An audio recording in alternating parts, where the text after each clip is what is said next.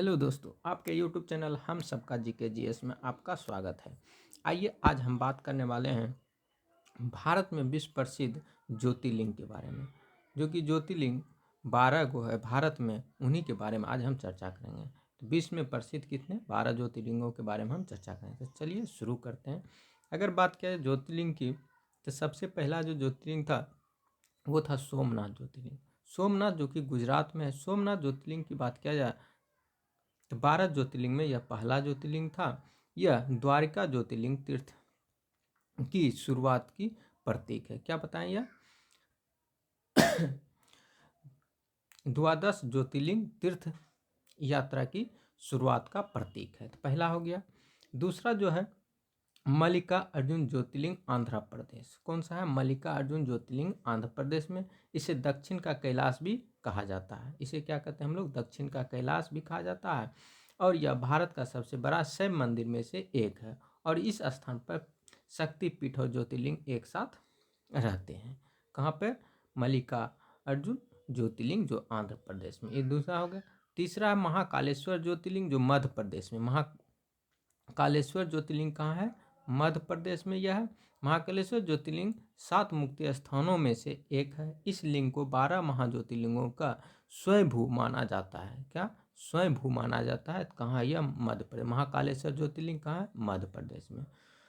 उसके बाद है ओंकारेश्वर ज्योतिर्लिंग। ओंकारेश्वर ज्योतिर्लिंग की बात किया जाए तो यह ज्योतिर्लिंग जो है कहाँ है? मध्य प्रदेश में है। और यह नर्मदा नदी के, तो पूछा जाता है ओंकारेश्वर ज्योतिर्लिंग कहाँ है? नर्मदा नदी शिवपुरी नामक द्वीप पर। कौन सा? नर्मदा नदी शिवपुरी नामक द्वीप पर।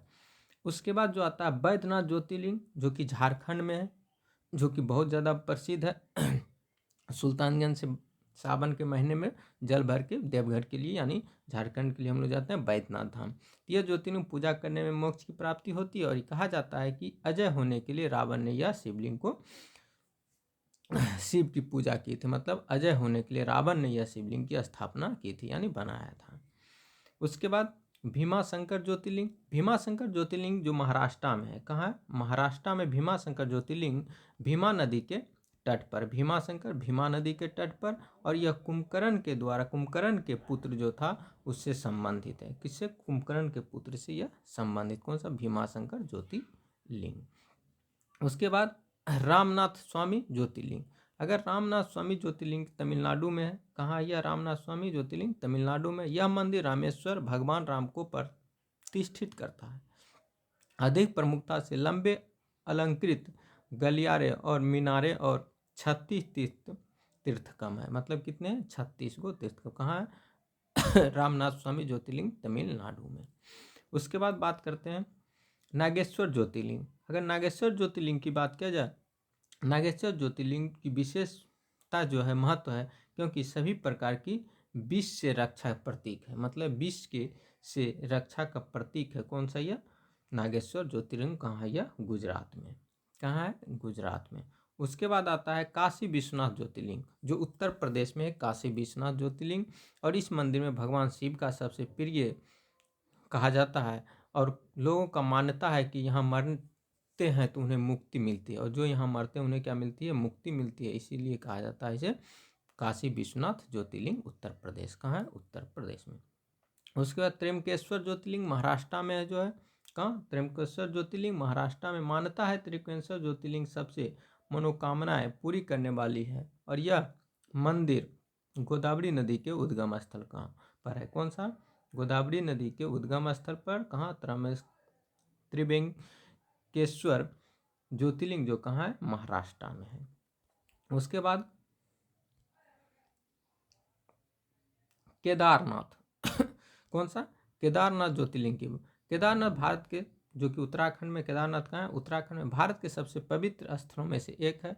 और साल में केवल 6 महीने ही खुलता है, क्योंकि यमुनोत्री और गंगोत्री से पवित्र जल लेकर केदारनाथ जाता है। तो ये बहुत ज़्यादा पूछा था कि यमुनोत्री और गंगोत्री से जल लेकर कहाँ जाता है? केदारनाथ पर, जो उत्तराखंड में है। उसके धृष्टेश्वर ज्योतिर्लिंग जो महाराष्ट्र में है। कौन सा? धृष्टेश्वर ज्योतिर्लिंग जो महाराष्ट्र में। इस मंदिर में शिव पुराण में धृष्टेश्वर मंदिर कहा जाता है। यह शिव की मंदिर में से एक है। उसके बाद 12 ज्योतिर्लिंग में से हो गया 12। ओम नमः शिवाय।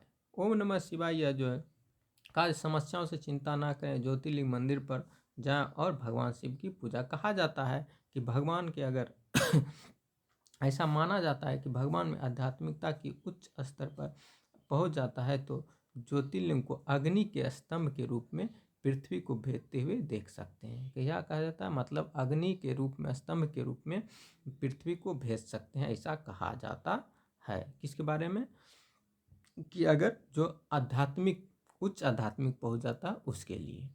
तो ये हुआ 12 ज्योतिर्लिंग के जो कि बताएं, कितने 12 ज्योतिर्लिंग जो कि भारत में प्रसिद्ध है। अगर आप लोगों को यह वीडियो अच्छा लगा तो लाइक एंड शेयर और सब्सक्राइब भी जरूर कीजिएगा दोस्तों। जय हिंद, जय भारत।